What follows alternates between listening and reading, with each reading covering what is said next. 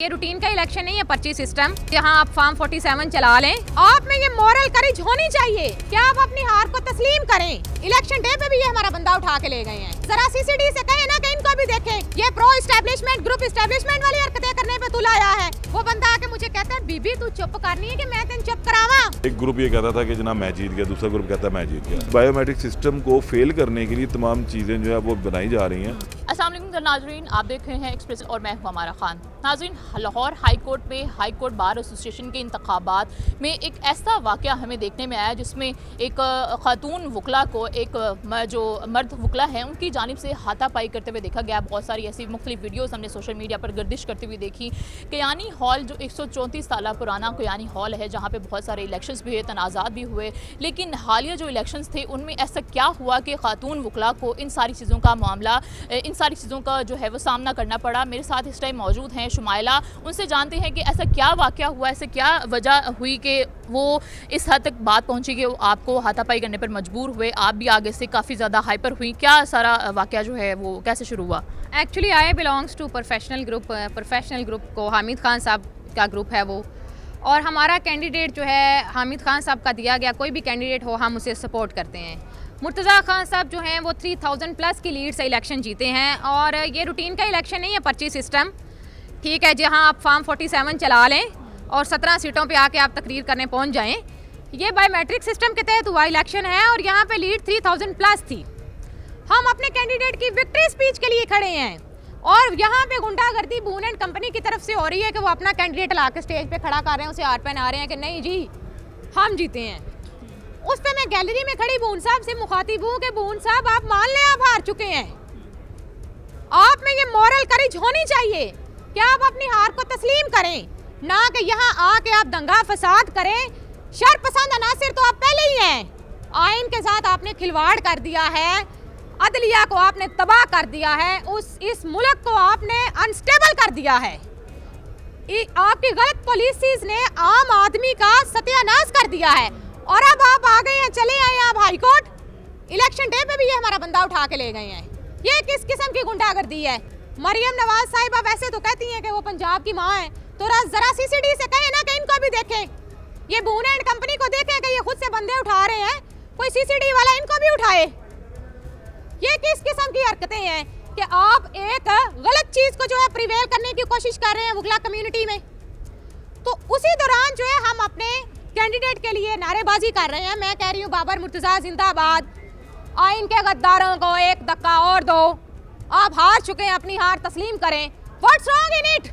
अच्छा, ऐसा लग रहा है जैसे आप उनको टीज करने की कोशिश कर रहे हैं और वो उसी चक्कर में जो है वो हाइपर हुए हैं और उन्होंने आप पर जो है हमला किए। नहीं जी, ये बिल्कुल एक गलत नैरेटिव है, ठीक है। I don't agree with your narrative, ठीक है, बिल्कुल गलत बात है। जब आपका स्टांस ठीक है, यू आर राइटफुल, आप इतनी बारी लीड से जीत के आ रहे हैं, आप अपने कैंडिडेट के लिए कह सकते हैं कि हम जीते और आप हारे हैं।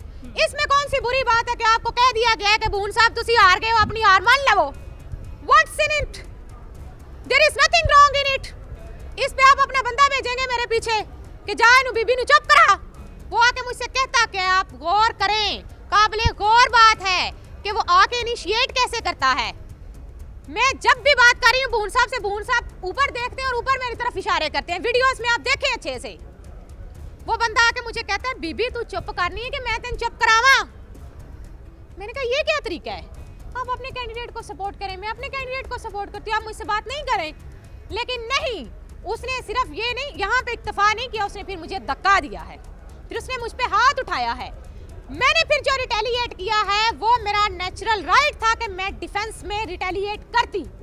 और हम सिर्फ यही रिटेलिएट नहीं करेंगे, हम जब भी हमारे वोट पे बात आएगी, हमारी इज्जत नफ्स पे बात आएगी, हमारे इलेक्शन पे बात आएगी, हमारे हकूक की बात आएगी, कहीं पे जुल्म होगा, हम बोलेंगे। अच्छा, एक वीडियो में ये भी देखा जा रहा है, बल्कि ओवरऑल जितनी भी वीडियो सामने आई हैं, कि आप अकेली खातून वहाँ पर बार में मौजूद थी, कोई और बाकी खातून क्यों नहीं, कोई वो बाकी खातून क्यों शामिल नहीं थी और उन्होंने नारे क्यों नहीं लगाई, सिर्फ आप अकेली मौजूद क्यों थी वहाँ पे? देखें जी, जमे गफगीर लगा हुआ है नीचे, ठीक है, आपने वीडियोस में देखा है।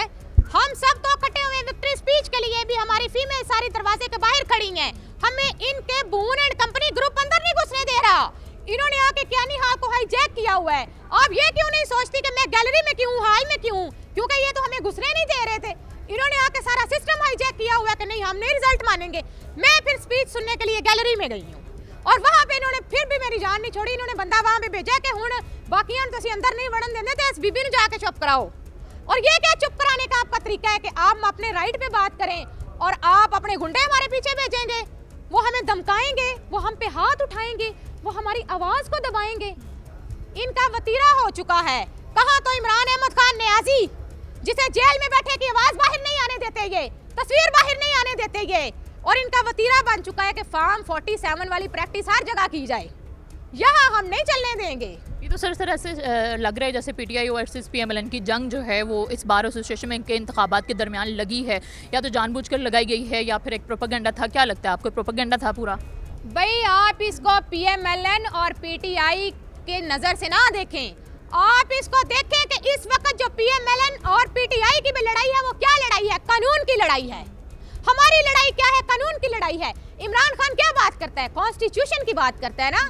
हर शख्स को अपनी डोमेन में रह के काम करने की बात करता है। इलेक्शन उसने विन किया, वो इलेक्शन की बात करता है। तो क्या ये सारी बातें कॉन्स्टिट्यूशन की बातें नहीं है? ये सारी बातें कॉन्स्टिट्यूशन की बातें हैं। उसकी लड़ाई कॉन्स्टिट्यूशन की लड़ाई है, हमारी लड़ाई भी कॉन्स्टिट्यूशन की लड़ाई है। फिर वो कोई भी जमात हो, हम उसके खिलाफ लड़ेंगे। अच्छा, ये तो एक ऐसा इदारा है जहाँ पे कानून की बालादस्ती की जाती है, इंसाफ के लिए लोगों को बुलाया जाता है, लड़ाई झगड़ों को ख़त्म कराया जाता है, आपस में ही वकला लड़ पड़े। और दूसरा जो मर्द वकील हैं वो अभी तक सामने नहीं आए, उसके बाद से आपने उनके खिलाफ क्या कार्रवाई की है, क्यों अभी तक वो मंजर आम पर नहीं आए? क्या लगता है कि वो जो उन्होंने प्रोपेगेंडा बनाया था उससे डर कर भाग गए हैं या दोबारा मैदान में सामने ज़रूर आएंगे? उन्हें डरना चाहिए, बिल्कुल उन्हें डरना चाहिए।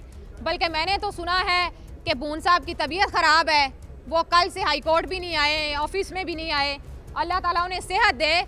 लेकिन अब ये तो वही बता सकते हैं कि वो अपनी हार तस्लीम नहीं कर पाए या एक फ़ीमेल को फेस नहीं कर पाए, हालांकि वो खुद एक फ़ीमेल की सीट हथिया के बैठे हुए हैं। तो जो बात है, जहाँ तक लीगल कार्रवाई की, तो मैं लीगल एक्शन लूँगी। मैं ऐसे सारे शरपसंद फैक्टर्स को जो है वो सबक सिखाऊंगी ताकि दोबारा इस तरह की हरकतें ना हो, ना तो हमारी आवाज़ को दबाया जाए, ना हमारा इमेज नेगेटिव पोर्ट्रे किया जाए, ना हम पे हाथ उठाया जाए और ना हमें इंसल्ट किया जाए। अच्छा, ये सोशल मीडिया की एक वॉर बन चुकी है। जितनी भी वीडियो सामने आई, लोगों के कमेंट्स हमने देखे कि ये फीमेल होने की बजाय एक औरत कार्ड जो है वो सामने खेला जा रहा है। बिंग अ फीमेल आप औरत कार्ड खेल रही हैं, सिर्फ आप ही बोल रही हैं, दूसरा जो मौक़िफ़ है उनका कोई बयान अभी तक सामने नहीं आया। तो कहीं आप ये औरत कार्ड तो नहीं खेल रही? देखें, मेरा आपसे भी और उन सारे लोगों से एक सवाल है जो औरत कार्ड की बात करते हैं। औरत कार्ड की बात करने वालों से मेरा एक सवाल है कि जनाब, जब आप अपनी बहन बेटी को स्कूल भेजते हैं तो आप चाहते हैं कि वो फीमेल टीचर से पढ़े। आप अपनी माँ, बहन, बीवी को ऑपरेशन के लिए लेके जाते हैं तो आप चाहते हैं कि उसका ऑपरेशन फीमेल डॉक्टर करे। यहाँ पे अगर एक फीमेल लॉयर ने अपने हक के लिए आवाज़ उठाई है और उसे स्नब किया गया है, उस पर मैन हैंडलिंग की गई है, उसे फिजिकली असॉल्ट किया गया है और उसने रिटेलिएट किया है, तो आप इसे फीमेल कार्ड कह रहे हैं। आपको अपनी सोच को बेहतर करने की ज़रूरत है। बल्कि मैं सबको ये पैगाम देना चाहूँगी कि कहीं पे भी आपकी आवाज़ को दबाया जाए, आपके साथ ज्यादती की जाए तो आप रिटेलिएट करें, आपका हक है। ये चंद नार्सिस्ट लोगों की वजह से और ये टिपिकलिज्म वाला माइंडसेट जो है, इनकी वजह से आप घबराएं नहीं, बिल्कुल खौफजदा ना हो। कार्रवाई अभी तक कहाँ तक पहुँची है? क्या लगता है कितनी देर तक आप कार्रवाई मुकम्मल करेंगे और जो दूसरा मौक़िफ़ है उनको कब तक सज़ा मिल जाएगी? देखें जी, आज हम FIR के लिए जा रहे हैं। मैंने एप्लीकेशन जो है बार को दे दी है। हम सारी बार काउंसिल्स में भी एप्लीकेशन देंगे, चीफ जस्टिस साहिबा को भी एप्लीकेशन देंगे और FIR के लिए भी आज जा रहे हैं। तो इंशाल्लाह मैं इसको लीगल कॉन्सिक्वेंसेस पे लेके जाऊँगी। तशद्दुद का निशाना बनने वाली खातून वकील का तो मौक़िफ़ हमने जान लिया। इस टाइम हम बात करेंगे हमारे सीनियर कोर्ट रिपोर्टर मोहम्मद हारून से। वो भी इस जो वाक़या हुआ उस टाइम मौजूद थे। उनसे जानेंगे कि उन्होंने क्या देखा, क्या उनको लगा कि ये मंजर कैसे पेश आया, उनका मौक़िफ़ जानेंगे कि वो इस वाक़े के बारे में क्या कहना चाहेंगे। एक ग्रुप ये कहता था कि जनाब मैं जीत गया, दूसरा ग्रुप कहता है मैं जीत गया। लाहौर हाई कोर्ट में अरसा दराज से दो ही ग्रुप चले आ रहे हैं, एक आसमा जहांगीर ग्रुप है और एक हामिद खान ग्रुप है। अब इलेक्शन का तनाज़ा है, जहाँ पे शुरू होता है वही बात बनती है कि बायोमेट्रिक सिस्टम है। एक कहा जाता है कि जी एक वोट ख़राब हो गया, उस वोट के ख़राब होने के बाद सूरत हाल बिगड़ती चलेगी। 4 बजे पोलिंग बंद कर दी गई। थोड़ी देर बाद इलेक्शन कमीशन की जानिब से कहा गया कि जी अब हम रिज़ल्ट अनाउंस कर रहे हैं, जितने वोट अब तक कास्ट हुए हैं उन्हीं के ऊपर जो है सूरत हाल रहेगी। अच्छा, वो बात बनी और उसके बाद उन्होंने वो रिज़ल्ट अनाउंस कर दिया। उस रिज़ल्ट में आधी जो लीड थी उससे वो जीते, बाबर मुर्तज़ा खान जो हामिद खान ग्रुप के उम्मीदवार थे। अच्छा, यहाँ से अब लड़ाई शुरू हो गई। अगले दिन हाई कोर्ट के अंदर मेला सजता है, क्योंकि सैटरडे को इलेक्शन थे, संडे की छुट्टी है, मंडे को इक़्तिदार मुंतकिली का दिन होता है। जब इक़्तिदार मुंतकिली की बारी आती है तो फिर दोनों ग्रुप आमने सामने आ जाते हैं, बहस मुबाहिसा होता है। दोनों ग्रुपों के बड़े जो है वहाँ मौजूद होते हैं। एहसन भून साहब वहाँ मौजूद थे, शफकत चौहान मौजूद थे, पीर मसूद चिश्ती साहब वहाँ मौजूद थे जो वाइस चेयरमैन है पाकिस्तान बार कौंसिल के।